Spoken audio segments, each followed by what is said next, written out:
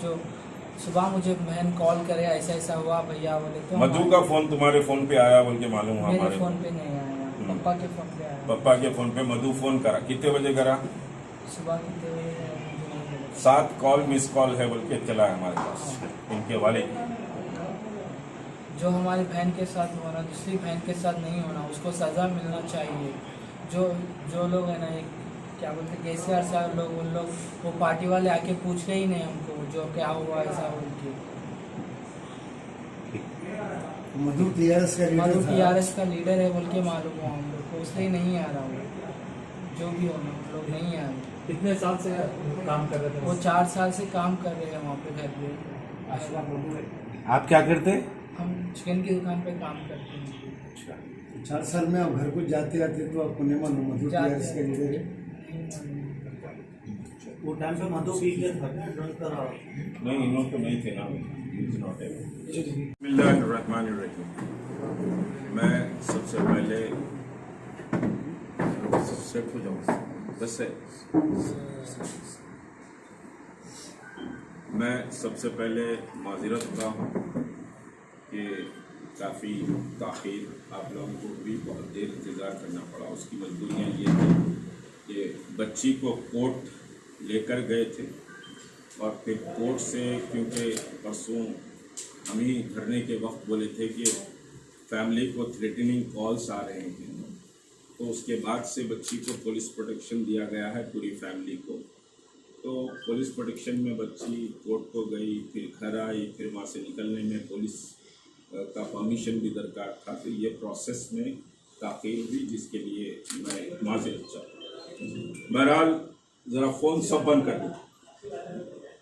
बहरहाल ये है कि बुनियादी बात आज आपको बुलाने का मकसद ये है कि 25 तारीख को ये वाक़या हुआ। सुबह 4:30 बजे ये लड़की आफरीन अपनी बहन को मुर्दा हालत में मधु यादव के बेडरूम में लटकी हुई देखी। पुलिस के एफआईआर और फिर डीसीपी का जो प्रेस नोट है वो इंतहाई हैरत अंगेज है।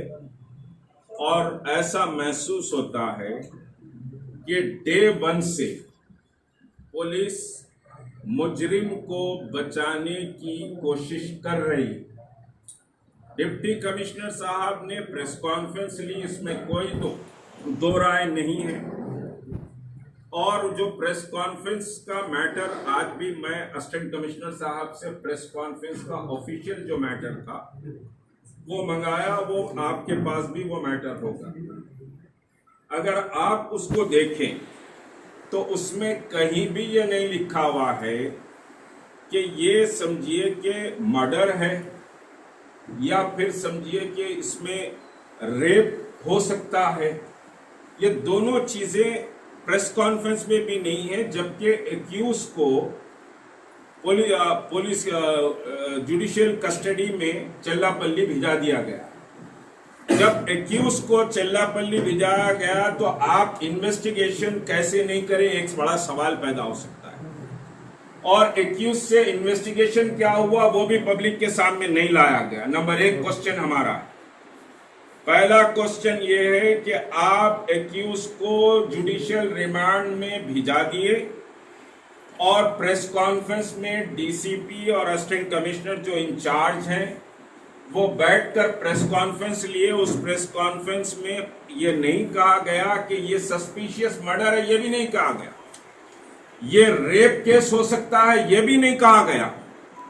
तो फिर किस ग्राउंड पर मधु यादव को जेल को भिजाया गया, इस पर समझिए कि खामोश है, पुलिस भी खामोश है, एफआईआर भी खामोश है, सब चीजें खामोश है। सिर्फ किसी के घर में बॉडी दिखने से तो उसको जुडिशियल कस्टडी में नहीं भिजाया जा सकता। जब आप जुडिशियल कस्टडी में भिजाए हैं तो अल्टीमेटली आप इन्वेस्टिगेशन करे होंगे। वो इन्वेस्टिगेशन को पब्लिक के सामने क्यों नहीं लाया गया? और एक बात बहुत क्लैरिटी के साथ, जो दूसरा क्वेश्चन है और पुलिस इस पर आज तक जवाब नहीं दी है। जब हमारा धरना हुआ उस धरने में भी असिस्टेंट कमिश्नर को मैंने बहुत वाज़ेह कहा कि एफआईआर वीक बनाया गया। बिलाल साहब, मैं और सलीम साहब वहां पर थे और समझिए कि बहुत क्लैरिटी के साथ हम कहे कि भाई ये जो इंक्वायरी हो रही है ये इंक्वायरी मुजरिम के फेवर में इंक्वायरी जैसा लग रही है, एफआईआर बहुत वीक बनाया गया।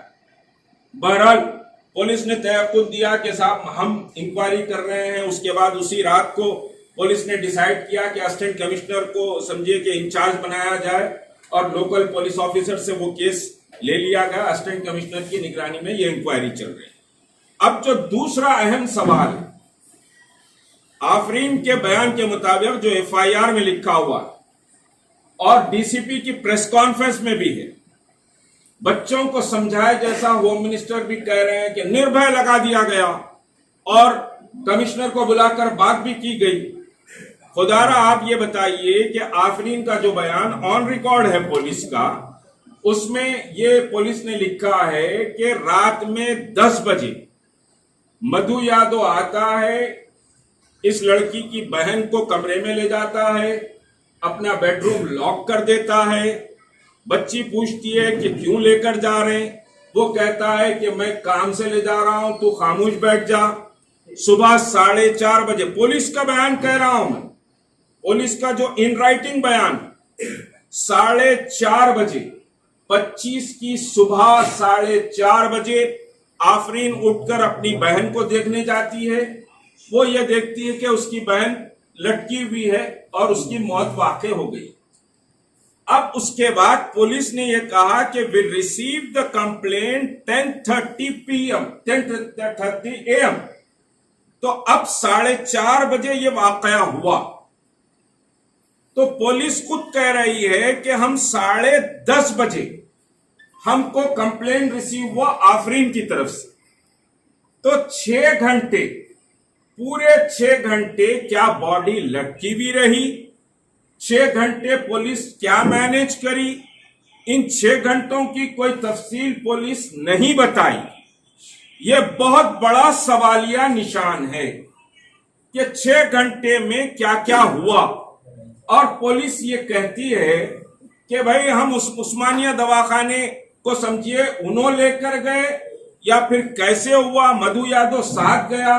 ये भी समझिए पुलिस के केस में यह बात बिल्कुल साइलेंट है कि मधु यादव से क्या बयान ली पुलिस, इस समझिए कि पुलिस के एफआईआर में नहीं है, कि मधु यादव का स्टेटमेंट नहीं है, कि मधु यादव ने पुलिस को क्या बतलाया, ये कोई बात समझिए कि पुलिस के एफआईआर में भी नहीं है।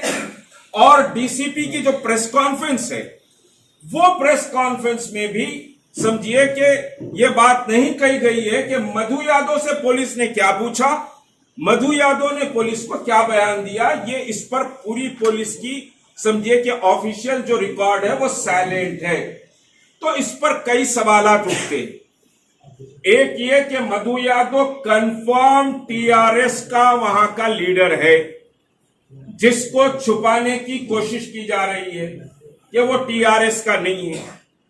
मधु यादव मोइनाबाद का लैंड ग्रैबर है, जबकि तहरीक मुस्लिम शब्बान का डेलीगेशन जब एसीपी से मिलने शकील एडवोकेट साहब और हमारे तहरीक के दूसरे साथी गए, तो उस वक्त असिस्टेंट कमिश्नर पूरे तरीके से मधु यादव को प्रोटेक्ट कर रहा है, जो गुफ्तगू हुई।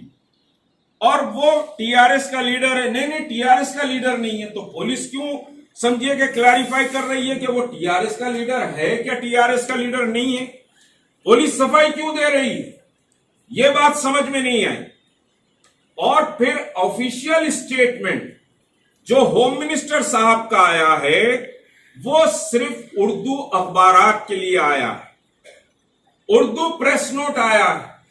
उन्होंने कोई प्रेस कॉन्फ्रेंस बुलाकर पूरे मीडिया को फीड नहीं किया, बल्कि हमारे धरने के बाद वहां रास्ता रोको जो एहतजाज हुआ, उस एहतजाज के बाद एक उर्दू समझिए कि press note home ministry Telangana की जानिब से भिजा दिया गया।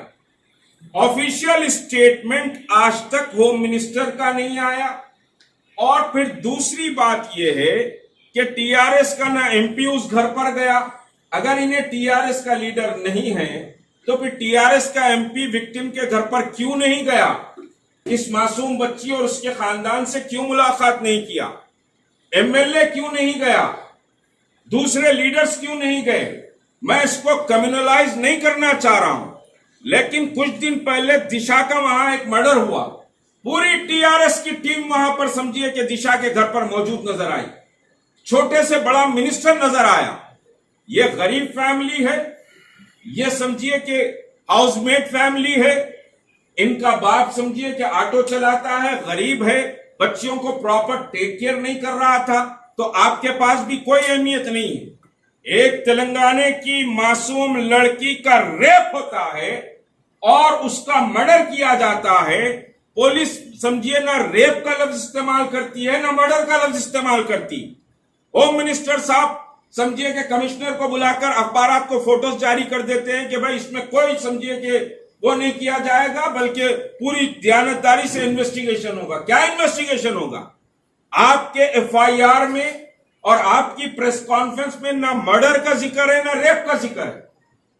जबकि तहरीक मुस्लिम शब्बान का जो डेलीगेशन इस लड़की की फुप्पी से बात किया, हमारे पास रिकॉर्ड मौजूद है कि जब बच्ची को गुस्ल दिया जा रहा था तो गुस्ल के वक्त लड़की के समझिए कि पैरों पर खिरोचने के निशान थे, जख्म पाए गए थे, और लड़की के जिस्म पर समझिए कि अलानिया जिस तरह से जबरदस्ती रेप किया जाता है वो निशानात मौजूद थे। ये लड़की की फुप्पी का स्टेटमेंट है, हमारे पास रिकॉर्ड मौजूद है। अब क्योंकि ये लड़की की लाश थी तो कोई फोटोज वगैरह नहीं लिए जा सकते थे, इस वजह से उस सिलसिले में फोटोज नहीं लिए गए।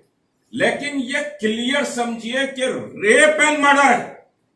इस केस की तहकीकात रेप एंड मर्डर की हैसियत से उस एंगल से की जानी चाहिए।